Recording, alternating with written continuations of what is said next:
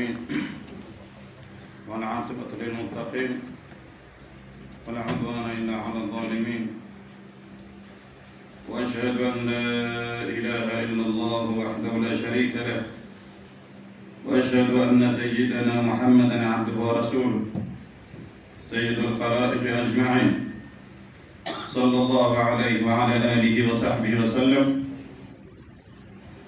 Baada ya kumshukuru Mola Subhanahu wa Ta'ala na kumtaka rehema na amani mtukufu daraja bwana Mtume Muhammad sallallahu alayhi wa ala alihi wa sahbihi wa sallam,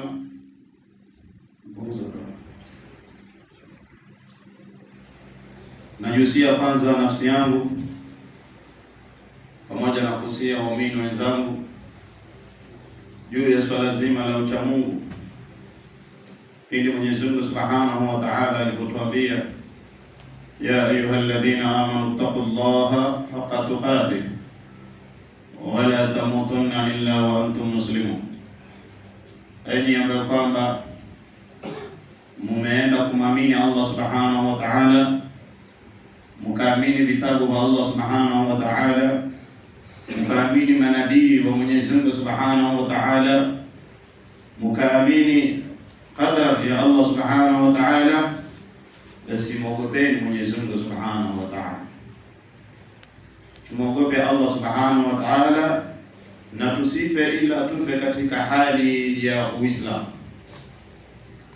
Wapendwa katika imani,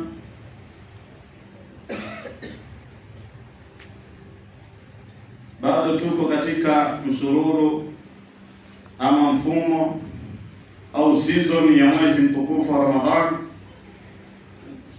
mwezi ambao kwamba mimi na wewe tumeangukia kuipata bahati kama hii ya kuingia katika ndani ya mwezi mtukufu wa Ramadhani. Ikiwa mimi na wewe tumepata bahati kama hili, je, tunaitambua thamani ya mwezi mtukufu wa Ramadhani? Tunajua nini ambacho kwamba tunafaa kufanya katika mwezi mtukufu wa Ramadhani? Ikiwa tunajua, hiyo ni neema nyingine Allah Subhanahu wa Ta'ala ametupea. Na je, ikiwa tunajua, je, tufanya yale ambayo kwamba tunapaswa kufanya katika mwezi wa Ramadhani? Hiyo pia ni neema Allah atakuwa amekupea. Na je, unajua kipi ambacho kwamba hufai kukifanya katika mwezi wa Ramadhani? Na ikiwa wajua yapi ambayo kwamba hufai kuyafanya na ukaweza kuyaacha, pia ni neema hiyo. Tunatakana kumshukuru Allah Subhanahu wa Ta'ala ala al-aqali, ingalau mtu aseme alhamdulillah. Wapendwa katika imani, leo tutashuka na khutba ya Bwana Mtume Muhammad sallallahu alayhi wasallam alipokuwa anawahutubia masahaba zake, ikiwa ni Ramadhani au nje ya Ramadhani, kubaila Ramadhani, karibu tena mwezi wa Ramadhani utaingia. Mtume sallallahu alayhi wasallam akiwaambia masahaba zake katika khutba yake, ayuha nnas innahu qad aqbala ilaykum shahr al-mubarakah wa rahma wal maghfirah. Mtume sallallahu alayhi wa alihi wasallam akiwaambia masahaba zake, enyi watu, hakika umewakabilia nyinyi mwezi mtukufu wa Ramadhani, shahrul mubarak, mwezi ambao kwamba ni mwezi wenye baraka tele, baraka nyingi sana.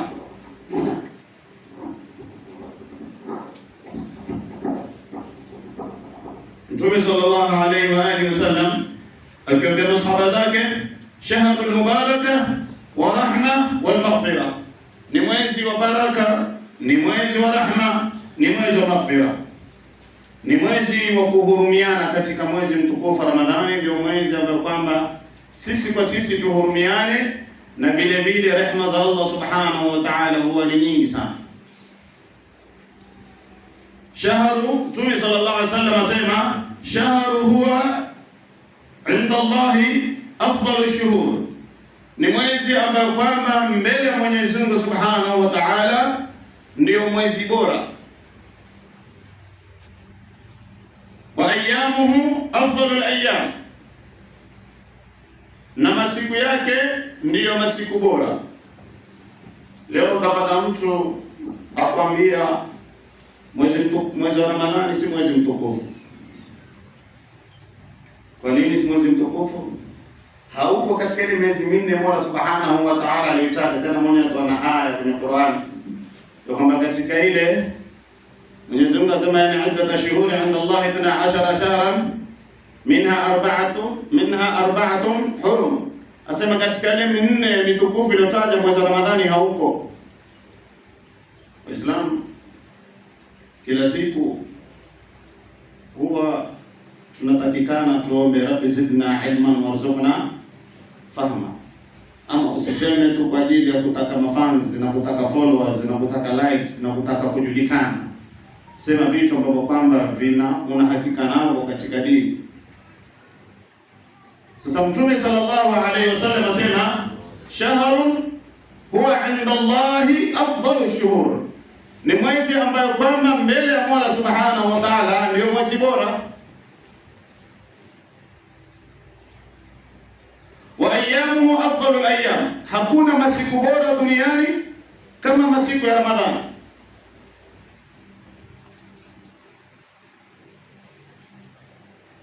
Wa layaluhu afdalu layal, na usiku wake basi ndiyo masiku bora, siku za mchana na usiku.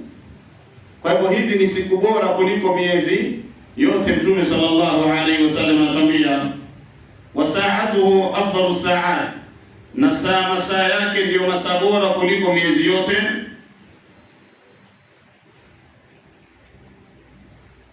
Huwa shahrun du'itum fihi ila dhiyafati Allah. Mtume sallallahu alaihi wasallam anaambia masahaba zake, huo ni mwezi ambayo kwamba mumealikwa ili muwe wageni wa Allah Subhanahu wa Ta'ala. Wa shahrun du'itum fihi ila dhiyafati Allah, ni mwezi ambayo kwamba mumealikwa muwe wageni wa Allah Subhanahu wa Ta'ala. Waja'altum fihi min ahli al-karamati lillah, na mkaajaliwa katika mwezi mtukufu wa Ramadhani muwe ni watu wakarimu kwa ajili ya Allah Subhanahu wa Ta'ala. Anfasukum, tumeambia masahaba anfasukum fihi tasbihun, mkipumua tu ile mwezi mtukufu wa Ramadhani, kule kupumua kwako mu'min unaandikiwa umesema subhanallah. Anfasukum fihi tasbihun, kule kupumua usiseme chochote, umenyamaza tu wapumua basi waandikiwa umesema subhanallah subhanallah subhanallah. Ambapo kwamba katika hiyo miezi ambapo kwamba wewe wasema ni mtukufu, mwezi Ramadhani si mwezi mtukufu, huandikiwi. Ukitoa pumzi huandikiwi kwamba wewe wasema subhanallah, hakuna. Anfasukum fihi tasbihun wa nawmukum fihi ibadatun. Mtume sallallahu alayhi wa alihi wasallam anawaambia masahaba zake, na usingizi wenu katika mwezi mtukufu wa Ramadhani, iwe ni mchana iwe ni usiku, ni ibada. Wewe ukilala katika mwezi mtukufu wa Ramadhani uone sasa hivi mimi saumu kama nimenilemea hivi, wacha nitafute pahali nilale, sina kazi ya kufanya, wacha nitafute pahali nilale, basi waandikiwa ni ibada ule usingizi wako. Wa amalukum fihi maqbulun, na amali zenu mnazozifanya katika mwezi mtukufu wa Ramadhani zinakubaliwa. Wa du'aukum, na dua zenu mustajabun, ni zenye kukubaliwa. Katika mwezi mtukufu wa Ramadhani unapoinua mkono kumwomba Allah Subhanahu wa Ta'ala, wakati wowote dua yako inakubaliwa, ila kuna zile awqatul mufaddala katika hii Ramadhani, wakati wowote ukiinua mkono dua yako inakubaliwa, hasa ikiwa umefunga. Ila kuna zile wakati zilizo ni bora zaidi, kubaila al-maghrib, karibu naenda kufungua madhini, wanazuoni sema ndio wakati bora wa kuleta dua kile unachokitaka. Wa du'aukum fihi mustajab wa amalukum fihi maqbul wa du'aukum fihi mustajab. Fas'alu Allah rabbakum. Mtume Muhammad sallallahu alayhi wa alihi wasallam anasema muombeni Mwenyezi Mungu Mola wenu. Fasalullaha rabbakum, muombeni Mwenyezi Mungu ambaye ndiye Mola wenu, biniyatin sadiqa, biniyatin sadiqa, kwa nia za ukweli, kwa nia ya kisawasawa, kwa nia ya uhakika. Msibahatishe na kumwomba Allah subhanahu wa ta'ala. Wa qulubun tahira, na nyoyo ambazo kwamba ni safi. Fasalullaha biniyatin sadiqa wa qulubun tahira. Mtume anawaambia masahaba zake, muombeni Mwenyezi Mungu subhanahu wa ta'ala kwa nia za kweli, wa qulubun tahira, na nyoyo ambazo kwamba ni safi. Utapata kwamba ukitaka kumwomba Allah subhanahu wa ta'ala, lazima moyo wako uwe ni msafi, moyo wako usiwe ni mchafu. Uwe na moyo msafi ndio muombe Allah subhanahu wa ta'ala, na ndio Allah subhanahu wa ta'ala atafanyaje? Atakubali kile unachokiomba kwa moyo msafi, kwa sababu moyo ndio chombo pekee yake ambacho kwamba Mwenyezi Mungu subhanahu wa ta'ala anaangalia kwa mwanadamu.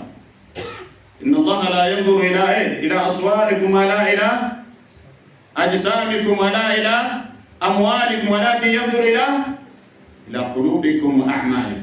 Mwenyezi Mungu anaangalia nyoyo zetu. Allah subhanahu wa ta'ala anaangalia moyo wako. Kama ni mchafu, dua yako haichukuliwi. Moyo unakuwa mchafu vipi? Moyo unakuwa mchafu ukiwa umejaa hasad. Moyo ni mchafu. Kuna amradhul qalbi, zile maradhi ya moyo, ndio moyo huwa mchafu. Mmoja ni hasad, mmoja katika hizo ni hasad.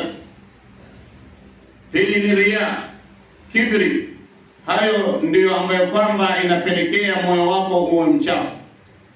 Sasa Mwenyezi Mtume sallallahu alaihi wasallam anawaambia masahaba zake wamuombe Allah subhanahu wa ta'ala kwa moyo msafi. Ndio kawaambiwa mwezi wa mtukufu wa Ramadhani ukikukabili, kwanza lete toba, kitu cha kwanza. Kwa nini ulete toba? Kwa sababu unasafisha moyo. Mtume sallallahu alaihi wasallam anaambia masahaba zake, inna fil jasadi mudghatun idha salahat jasadu kullu wa idha fasadat fasada al-jasadu kullu. Katika kiwiliwili cha mwanadamu kuna pande la nyama, ama kuna kipande cha nyama ambayo kwamba Mtume akusudia ni moyo. Inapotengea kipande cha nyama kama hiko, umetengea mwili wote, na inapoharibika kipande cha nyama kama hiko, basi mwili wote umeharibika. Ala wahiya al-qalb. Mtume sallallahu alaihi wasallam ambaye masahaba nao ni moyo. Kwa hivyo moyo lazima usafishwe kwa adhkar, kwa ibada, kwa kuleta istighfar, kwa kuleta tauba, ili uweze kusafisha moyo wako uwe msafi, umkabili uingie katika mwezi mtukufu wa Ramadhani kwa saumu, na ikiwa moyo wako ni msafi, usiwe na moyo mchafu, ndio Allah subhanahu wa ta'ala atakukubali. Wewe tu leo mwambie bwana, wewe kesho tunataka watu 10 hakani waende wakakutane na rais, kuna kikao kidogo. Yaani mtu ambaye hajawahi kuvaa suti usikie ataenda kukodisha suti ya baya. Kwa sababu gani? Aonekane uko smart, aonekane uko sawa, huyu ni mtu wa kisawa sawa. Kwa hiyo kwa Mwenyezi Mungu Subhanahu wa Ta'ala hutakikani uvae suti. Moyo ndio Mola Subhanahu wa Ta'ala anaangalia. Sisemi hivi mkakaa wachafu Waislamu. Usmart nao ni kitu kingine kwenye Uislamu kinatakikana. Kuvaa smart, kukaa msafi, kukaa wewe ni mtu uko ukionekana anapiga mfano, mashallah fulani avaa nguo bila pasi, mashallah fulani kila masaa ukimwona uko smart. Uislamu hajakataa. Lakini pia hiyo smart wako Mwenyezi Mungu ataangalia moyo wako. Huu smart kwa ajili gani? Kwa ajili Uislamu upate jina kwamba Waislamu ni wasafi, ni smart, ama kwa ajili watu wakuone kibri, moyo mchafu gani? Ushachafua ria. Umevaa kanzu mzuri, umepiga basi vizuri, umevaa kofia mzuri, umevaa kiatu kizuri, lakini malengo yako nataka watu wanione mimi ninavaa kanzu safi sana, mashaallah. Watu wenyewe kinaona wajue nimevaa. Tayari wewe umeingia kwenye mlango wa ria na umeuchafua moyo wako na umekosa thawabu. Kwa hiyo Mtume sallallahu alaihi wa alihi wasallam anasema baada ya kuwa umeusafisha moyo wako, an yuwaffiqakum lisiyamihi wa tilawati kitabihi fa inna ash-shaqiyya man hurima ghufran Allah fi hadha shahr al-'azim. Mtume sallallahu alayhi wasallam asema, muombeni Mwenyezi Mungu Subhanahu wa Ta'ala an yuwaffiqakum, awafikie nyinyi waumini bisiyamihi, kuweza kufunga mwezi mtukufu wa Ramadhani, kuweza kuafikiwa kufunga. Kule kufunga pia si nguvu zangu wala si nguvu zako, si bidii yangu wala si bidii yako, bali ni application inatakikana wewe ipeleke kwa Allah Subhanahu wa Ta'ala kuafikie kufunga. Kwa nini Waislamu wangapi leo hawajafunga? Tena wala ibada, hawajali chochote na hawafungi na wanakula mbele yako. Kisha akwambia ikiwa sikumwogopa Allah nitakuogopa wewe. Yaani akwambia mimi kama sikumwogopa Mungu nitakuogopa wewe. Kwa hivyo haina haja kuogopea, wacha nile. Wakati ikiwa mama tu kwa ndani ya nyumba, mama wife ule kama ndani ya nyumba hapo katika siku zake, hafai kuonekana ywala pale ndani ya nyumba na watoto au na mume wake. Hata kama atakula alikuwa siri. Si wewe basi mume wangu haina shida, hata mimi nishindilie sana, anajua mume wangu kama mimi leo niko off. Jifiche cha. Hata mume wangu asijue, mume wangu ajue uko off, wakati usiku akikuflash mwambie sina credit. Utaelewa? Ya kwamba wewe lakini asikuone wewe wala akajua wewe kumbe hauna credit. Wewe kaa tu nganga alikula kwa siri siri mpaka usiku kukupigia please call me, mwambie sina credit bwana ya kulala. Tuangalie siku zingine mbele. Na wanawake wengi ndani ya nyumba wanakula free kwa sababu hata mimi niko free. Hakuna shaka masala hayo. Ndani ya nyumba hata kama wewe umefika siku zako usile ukionekana, kula kisiri, ingia chumbani jifiche ule kisiri.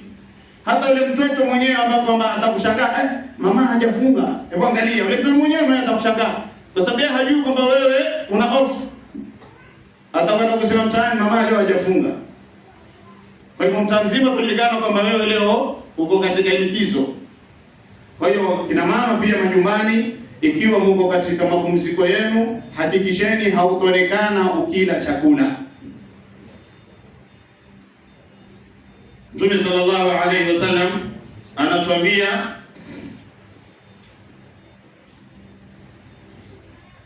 muombeni Allah Subhanahu wa Ta'ala awafikie kufunga mwezi mtukufu wa Ramadhani, wa tilawatu kitabihi, na vile vile Allah awafikie kuweza kusoma kitabu chake kitukufu ambacho ni Qur'an, ambayo ndio season ya Qur'an, ambayo ndio shahru Ramadhana alladhi unzila fihi al-Qur'an.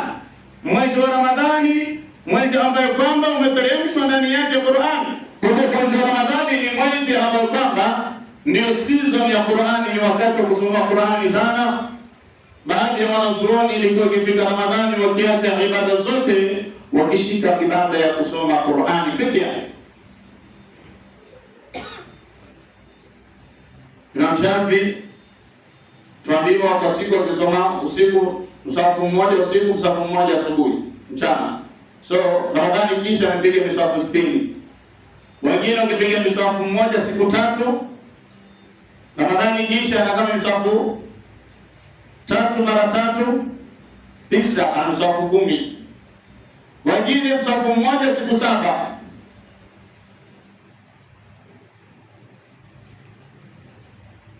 Wengine msahafu mmoja siku 10. Mimi na wewe msahafu mmoja siku ngapi? Mimi na wewe msahafu mmoja tutasoma kwa siku ngapi? Na watu wamejiwekea desturi na kaida, wao husoma kila siku juzu moja. Kila siku anasoma juzu moja. Mwezi ukiisha yeye ana juzu 30. Je, hizo juzu 30 pia wewe umejipanga nazo ama hapo pia wewe hauko? Kwa msahafu mmoja mwezi mzima tukufu Ramadhani unasoma msahafu mmoja. Uko ndani ama pia hapo umekosekana? Na ikiwa Mungu akukufikia kusoma Qur'ani, sio kuafikiwa kwa sababu sasa hivi kuna wakati wa kusoma. Kwa sababu utamwona mtu ameandika kazi, amemaliza skuli form 4, akamaliza university, anafanya kazi lakini anakwambia mimi bado nasomea diploma, sio nasomea degree, sio nasomea masters. So ana wakati wa kufanya kazi na ana wakati wa kusoma kuisomea masters, lakini hana wakati wa kusoma Qur'an. Hii ni hasara Waislamu. Siku ya Kiyama hakuna masala kwamba mimi nilikuwa sikupata kusoma mdogo. Sawa. Mdogo kusoma kwa nini? Wazazi wangu. Hii kesi ya wazazi tushamaliza. Ulipokuwa mkubwa, ulipojua wewe sasa una akili, mbona hukujipanga kusoma Qur'an? Usione ukasoma mzigo kwa mzee na swali ishe. Mzee anapewa mzigo wake akuchukua, lakini bado wewe una mzigo baada ya kwa wewe sasa ushatoka kwa mzee. Mbona hukujipanga kusoma Qur'ani? Alikuwa mimi sina muda, nilikuwa niko kazini. Mbona master tulikuwa na muda wa kusomea? Na Mungu mdanganisha. Mungu anajua kila kitu. Utaonekana ule muda wewe ulikuwa unaongea kusoma master, utaletewa ule muda hapo nitoka kazini, wanakusoma master. Mbona kupeana muda kwenye Qur'an? Kwa sababu hatujui thamani ya Qur'an. Na hatujepea Qur'ani thamani yake. Hatujepea Qur'ani umuhimu wake. Hizo tunaona kama gazeti ndio, ukinunua gazeti leo ukisoma sawa, usiponunua ni sawa. Lakini Qur'ani siku ya Kiyama itakuja shafi'an li ashabihi. Qur'ani ukisoma sana siku ya Kiyama itakuja kutokea ushahidi wa Qur'an al-fajr, inna Qur'an al-fajr kana mashhuda. Qur'ani ya al-fajr itakuwa ni yenye kutokea ushahidi. Sisi kule kwetu alhamdulillah, Mwenyezi Mungu awazidishie na Mwenyezi Mungu atakabalia amali zao. Na kama muamini nilipia tikiti kesho tuende nayo mpaka nyumbani angalia. Alfajiri shekhe, ukipita nje baada ya swala utasikia sema kuna nyuki hapa. Hatungulia msikitini watu hivi. Kila mtu asoma Qur'an. Watu wamejaa msikitini wasoma Qur'ani. Ikifika masaa ya kazini saa moja, kila mtu anajipangia, mimi nasoma juzu moja, mimi nasoma juzu mbili, mwingine anapanga mimi nasoma karatasi mbili, lakini lazima usome Qur'an. Hapa baada ya fajiri anabaki mtu mmoja ndio anasoma Qur'an. Mtu mmoja ndio kipata, siku nyingine upatikana wawili. Siku moja anapatikana wawili watatu. Baada ya fajiri anayekaa kule tazkari hapa msikitini ni mtu mmoja tu. Qur'ani na adhkar vitu tofauti. Japokuwa Qur'ani huingia kwenye adhkar, lakini adhkar haingii kwenye Qur'ani. Qur'ani tunaweza kusema na adhkar, lakini adhkar haingii kusema Qur'ani. Kwa hiyo kuna mtu mmoja wa kusoma Qur'ani katika msikiti wetu huo. Kisha kuna mtu mmoja wa adhkar basi. Hii ni hasara Waislamu.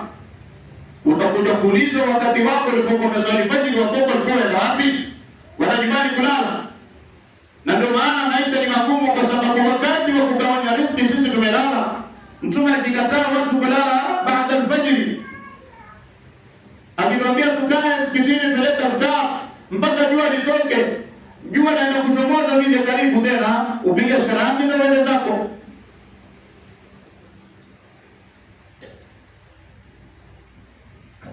Kuna masaa ya isha, kuna masaa ya duha, kuna masaa ufai kusali. Hiyo kianza kutoka vile saa moja hiyo ufai kusali kabisa. Hakuna sharaka, kuna duha hapo. Tumelikataza hizo time.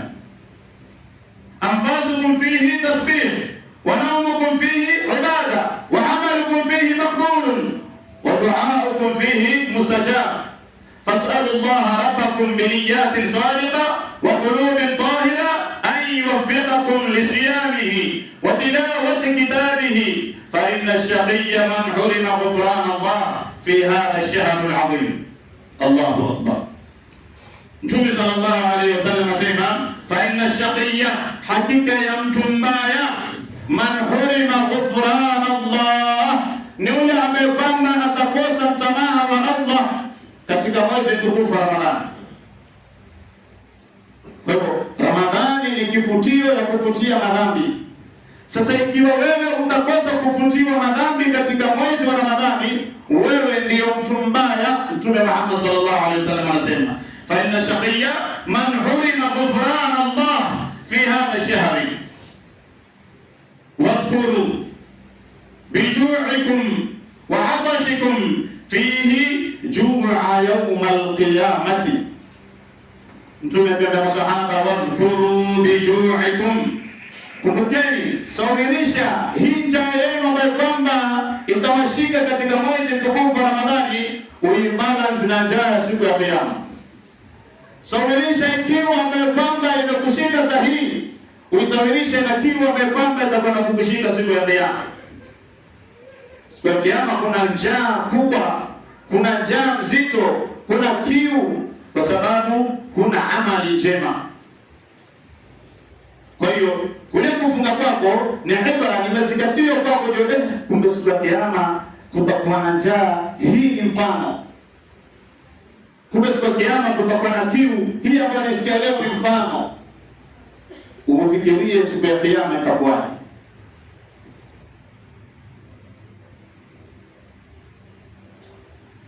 Watasaddaqu ala fuqaraikum wa masakinikum wa waqtiru kibarakum warhamu sigarakum wasilu arhamakum.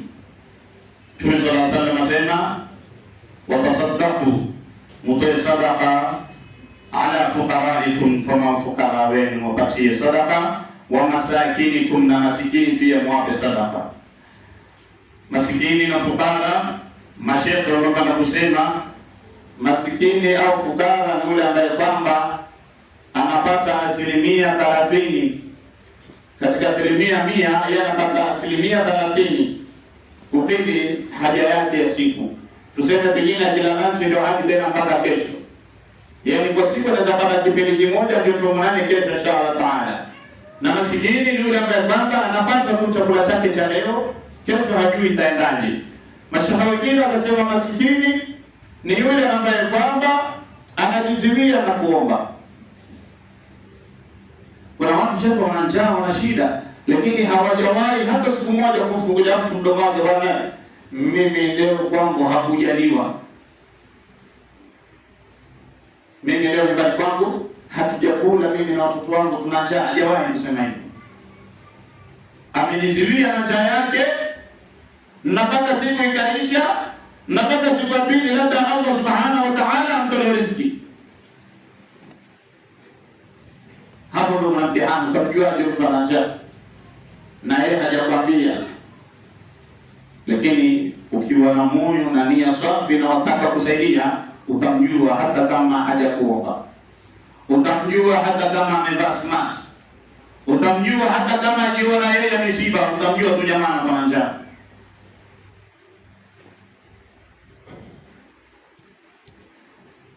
Waqtiru kibarakum, muheshimu wakubwa zenu, warhamu sigarakum, muwahurumie wale wadogo.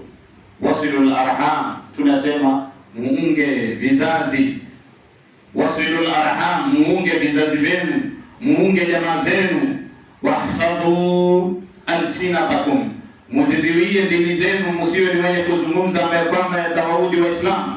Wahfadhu alsinatakum, muzihifadhi ndimi zenu, musizungumze mabaya, musizungumze ambaye kwamba atakwenda kuwakasirisha waumini. Waghaddu amma la yahillu an-nadra ilayhi, mufumbe macho kwa yale ambaye kwamba hufai kuangalia. Absarukum wa amma la yahillu al-istimaa ilayhi, na vile vile mufumbe macho yenu, mufumbe muzinde masikio yenu, musisikie ambaye kwamba hamufai kusikia. Watahannanu ala aitami nas, sallu ala nabi. Tunasema watahannanu ala aitami nas, muwe na masikitiko kwa wale mayatima wa watu. Hapa hata haikutajwa huruma. Mtume hakusema warhamu aitama, ama asema watahannanu, muwasikitikie wale mayatima wa watu. Watahannanu ala aitami nas, yatahannanu ala aitamikum, mutakapowasikitikia mayatima wa watu, basi ndipo mutakapokufa na nyinyi mayatima wenu watasikitikiwa. Alhamdulillah, namshukuru Mola subhanahu